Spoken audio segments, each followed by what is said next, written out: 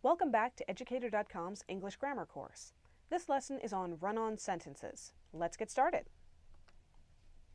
Alright, we're going to begin with a brief overview. We're going to talk about sentence boundaries, which are what create run-on sentences when you don't have enough of them in the right places. We're going to do a brief review of phrases and clauses, which are the building blocks of run-on sentences, and how to fix them. And then we're going to look at the different kinds of run-on sentences and how to turn them into correct sentences.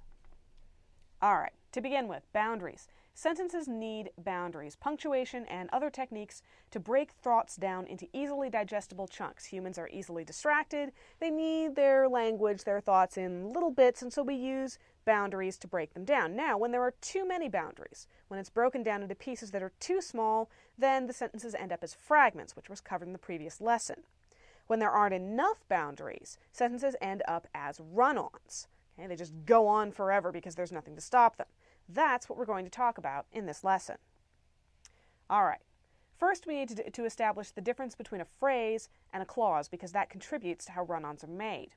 A phrase does not contain both a subject and a predicate. It may contain one or the other, or neither, but never both. So, examples of phrases. To the store. It's a prepositional phrase. It doesn't really tell you a lot. You can't walk up to someone on the subway platform and say, to the store. Sleeping soundly, it's got a verb but no subject. Once upon a time, again, no subject, no predicate. And without saying a word, another prepositional phrase, doesn't have a subject, doesn't have a predicate. Now a clause, by contrast, contains both a subject and a predicate. It has something or someone performing an action and the action that something or someone performs. An independent clause expresses a complete thought and can stand alone. I went to the store. Subject I, predicate, went to the store. Complete thought can stand by itself. A dependent or subordinate clause cannot stand alone. It depends on another clause to do this, which is why we call it dependent. It depends. A dependent or subordinate clause begins with a subordinating conjunction or a relative pronoun. Now, we covered those in our lesson on conjunctions, so if you need a review, go back and look at that. Examples of dependent clauses are while I was at the store and who likes to go shopping. They add extra information, but they can't stand by themselves as independent clauses. All right, so what is a run-on sentence? Well, two or more improperly joined independent clauses need to be connected in certain ways so that the boundaries of the sentence and the relationship between its parts are clear. If you have independent clauses, you have to stick them together according to certain rules with conjunctions and all that good stuff. And if you do it wrong, you get a run-on sentence. A run-on sentence is one where this does not happen. Colloquially, we also call something a run-on sentence if it's too long to be spoken in a single breath. In fact, that is the number one indicator that you have a run-on. You have to stop for air in the middle of your sentence. For example, I arrived at the train station, but my parents weren't there. They hadn't come to pick me up. I waited for hours, but they never came, and I waited, and I got cold and hungry. That is a long sentence. Way too long. It's got a whole bunch of independent clauses and dependent clauses all mushed together. They shouldn't be in one sentence. A fused sentence, which is a particular kind of run-on, is a run-on with two or more independent clauses run together. Japanese anime is Japanese animation. There are several important differences between anime and American animated comics and cartoons. Too long. Independent clauses. Japanese anime, subject, is Japanese animation. Okay, perfectly good predicate. You could make that a sentence all by itself. There are several important differences between anime and American animated comics and cartoons. That could be an independent clause all by itself. So what you really have is two complete sentences mushed together with no conjunction, no proper joining of any kind.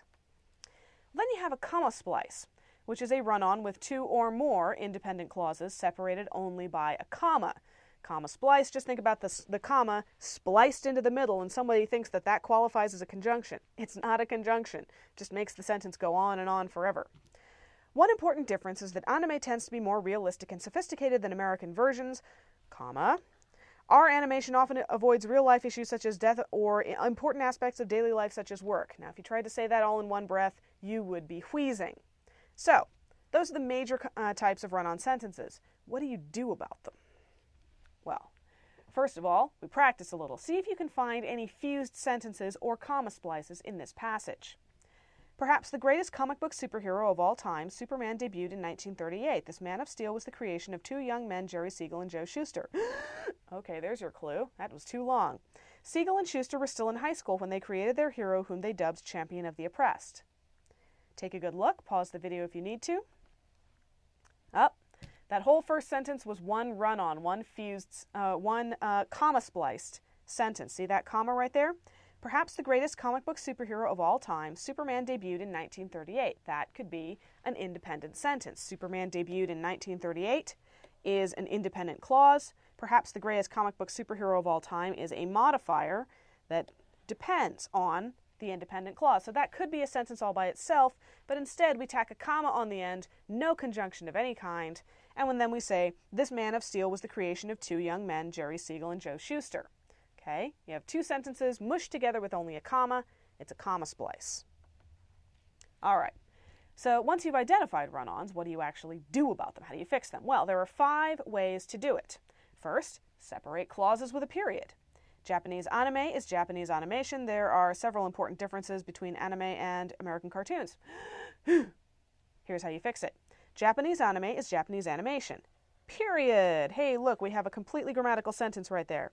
There are several important differences between anime and American cartoons. Hey, look, it's another completely grammatical sentence. So, if you have 2 independent clauses stuck together, you can separate them with a period and make them their own sentences.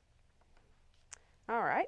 Second way, separate clauses with a comma and a coordinating conjunction. Anime comes in dozens of genres for adults as well as kids. Here in America, cartoons are only for kids.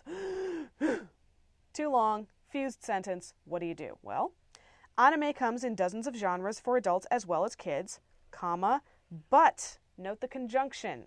Here in America, cartoons are only for kids. We have 2 contrasting ideas. Anime comes in a whole bunch of genres for adults and children, and here in America, cartoons are just for kids. So we use a comma and the conjunction, but. Now, the third way to correct run-on sentences is to separate clauses with a semicolon. What's the difference between a semicolon and a colon? We'll get to colons in a minute. But use the semicolon only if the 2 sentences are closely related. Okay, so you've got 2 sentences that are closely related in thought, in concept, then you can stick them together with a semicolon. You may want to use a conjunctive adverb, such as however, after the semicolon as well. And if you have trouble with conjunctive adverbs, go back and check the lesson on conjunctions. All right, let's look at an example. Anime uses many of the same technological conventions as American animation. It is stylistically unique. How do we fix this? Anime uses many of the same technological conventions as American animation. Semicolon. However, comma, it is stylistically unique. What you do with a semicolon is you join 2 sentences that are related, but could each be independent. Sometimes you use a conjunctive adverb, sometimes you don't need to. But that's what a semicolon is for. Semicolons would actually solve a lot of run-on sentences, provided your ideas are actually closely connected enough. All right, the 4th way to correct a run-on sentence is to separate clauses with a colon or a dash. Now, if the second independent clause summarizes or explains the first, the second complete sentence builds on the first, sums it all up, or explains it, then you use a colon. If the clauses are connected and the second deserves emphasis, use a dash. A dash basically creates a dramatic pause before you say the next part of the sentence. There's one visible difference between anime and American animation, the character's eyes. Too long. There's one visible difference between anime and American animation, colon, the character's eyes. Notice in this case, the character's eyes is not an independent clause. You can actually use it to tack on an independent clause and it still works. You could also put in a dash right there, a nice long dash, if you wanted to make a big dramatic pause before you say the character's eyes. Big deal. All right. The 5th and final way to correct a run-on sentence is to turn one clause into a subordinate clause or modifier. You add a subordinating conjunction to one clause or make it a modifying phrase. So you basically stop it from being an independent clause. You make it subordinate, you make it a modifier, make it perform some other function in the sentence while still conveying your information. Here's an example of that already done for you. There are several differences between anime or Japanese animation, okay, modifying clause, and American comics and cartoons. For one thing, while anime comes in dozens of genres for kids and adults, comma, American cartoons are mostly for kids. Now remember, these sentences were all run together originally. Anime comes in dozens of genres for kids and adults, American cartoons are mostly for kids. In this case, we say, while. Use a subordinating conjunction. So, all of a sudden, it's a subordinate or dependent clause, and it's attached to the independent clause, American cartoons are mostly for kids. You've created a contrast, you've made your sentence clearer, and you no longer have to wheeze at the end of it. All right, let's do a little practice. Correct any run-on sentences that you find in this paragraph. One of the most popular means of transportation today is the skateboard. It was invented back in the 1900s, though no one knows exactly who made the first board or when. Well, there's a clue. The earliest skateboards were more like scooters. They were roller skate wheels attached to wooden boxes or boards. Okay, we've definitely got a couple of run-on sentences in here. Take a good look, pause the video if you need to, and figure out how to make this this paragraph correct. All right. This is a lot easier than it looked. One of the most popular means of transportation today is the skateboard. Period. Start a new sentence. Very simple. We've got two independent clauses. One of the most popular means of transportation today is the skateboard.